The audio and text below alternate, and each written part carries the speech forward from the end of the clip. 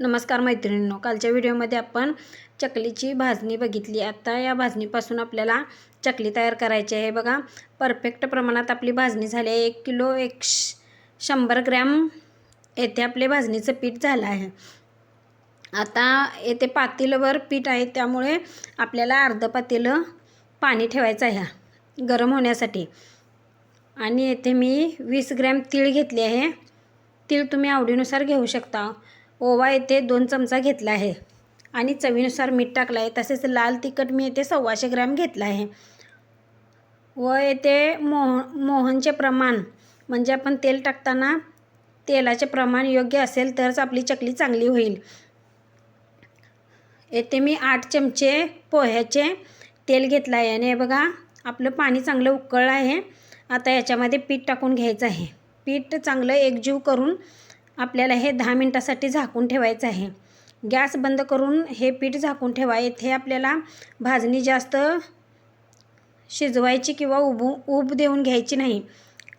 या पद्धतीने जर चकलीचं पीठ कराल तर आपली चकली एकदम परफेक्ट आणि खुसखुशीत होईल, अजिबात मऊ पडणार नाही। आता ही भाजणी हे पीठ आपलं तयार झालं आहे।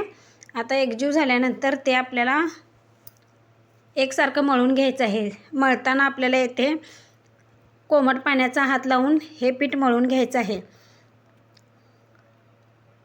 व्हिडिओ दाखवले त्या पद्धतीने तुम्ही हे पीठ मळून घ्या, म्हणजे तुमची चकली चुकणार नाही। जर माझे व्हिडिओ आवडत असतील तर व्हिडिओला लाईक करा, शेअर करा आणि चॅनलला सबस्क्राईब करायला विसरू नका। येथे माझ्या ऑर्डरीचे असल्यामुळे मी आधीच ते करून ठेवलं होतं। तुम्ही या पद्धतीने चकल्या तुम्हाला व्हिडिओमध्ये दिसतीलच किती छान झाल्यात त्या। आता आपल्याला ह्या तळण्यासाठी ठेवायच्या आहेत। तळताना आपली गॅसची फ्लेम लो टू मीडियम करा। गॅसच्या फ्लेमवरतीही आपले चकलीचा मऊपणा किंवा खुसखुशीतपणा असू शकतो। जोपर्यंत आपल्या या बुडबुड्या कमी होत नाहीत तोपर्यंत चकलीला हातही लावायचा नाही, नाहीतर चकली आपली तुटू शकते। हे बघा, चकली आपली परफेक्ट भाजली आहे। कशी ओळखायची? तळी आहे कशी ओळखायची?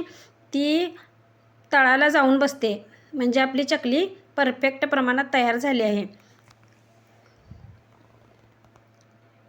एक मोडून दाखवते, हे बघा, अजिबात तेलकट न होणारी चकली आपली तयार झाली आहे। थँक्यू।